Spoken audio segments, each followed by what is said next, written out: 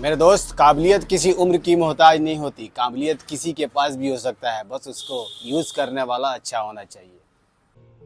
वो जो चाय वाले अंकल आपको चाय देने आते थे, मैं उन्हीं की बेटी हूँ। वो क्या है ना, पापा की तबीयत आज खराब है, इसलिए वो आ नहीं पाए। अरे फिर तुम चाय लेकर क्यों आई हो? अगर 3-4 दिन चाय नहीं भी आएगी तो कोई दिक्कत नहीं है। 3-4 दिन अगर चाय नहीं आएगी तो आपको तो कोई दिक्कत नहीं होगी, पर अगर 3-4 दिन हमारा खोखा नहीं खुलेगा तो हमें बहुत दिक्कत हो जाएगी। वो क्या है ना, हम गरीब लोग हैं और हमारा सारा खर्चा दुकान से ही चलता है। अगर दुकान एक भी दिन बंद रहेगी तो घर में राशन कहाँ से आएगा और हम क्या खाएंगे। तो दुकान तो खोलनी थी, अब पापा बीमार है तो वो घर में है, इसलिए दुकान आज मैंने खोल दी और चाय भी लेके आ गई। अच्छा रिद्धि, ये तो बताओ। मीम साहब, एक और बात कहनी थी। हाँ बोलो। वो क्या है ना कि पापा ने कहा था कि आपसे हिसाब की बात करने के लिए। कोई जल्दी नहीं थी, पर पापा की तबीयत बहुत खराब है तो उनकी दवाई के लिए भी कुछ पैसे चाहिए, तो थोड़ी सी मदद हो जाएगी और कुछ नहीं। देखो, मुझे नहीं पता कि चाय का कितना हिसाब बनता है। अब तुम्हारे पापा भी नहीं आए हैं तो फिर चाय का हिसाब कौन करेगा?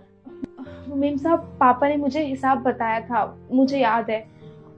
पिछले हफ्ते के कुछ 500 हुए थे और उससे पिछले हफ्ते के 220 हुए थे और इस हफ्ते के 350। कैलकुलेट करके बताना जरा। मीम साहब, 1070 बनते हैं। अरे वाह, तुमने बिना कैलकुलेट करे ही हिसाब जोड़ दिया। छोटी सी रकम थी, इसमें क्या हिसाब किताब करना था। अरे मैम, ये चाय वाले की बेटी है, ये कैसे इतनी जल्दी हिसाब लगा सकती है? जरूर घर से लगा के आई होगी हिसाब। नहीं मीम साहब, आप गलत समझ रही हैं।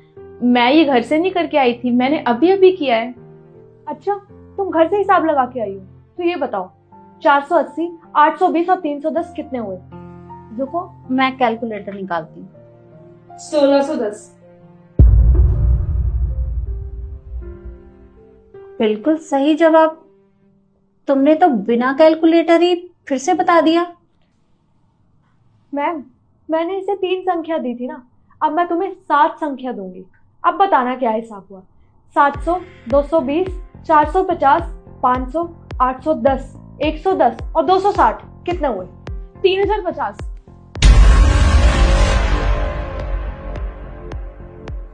बिल्कुल सही जवाब।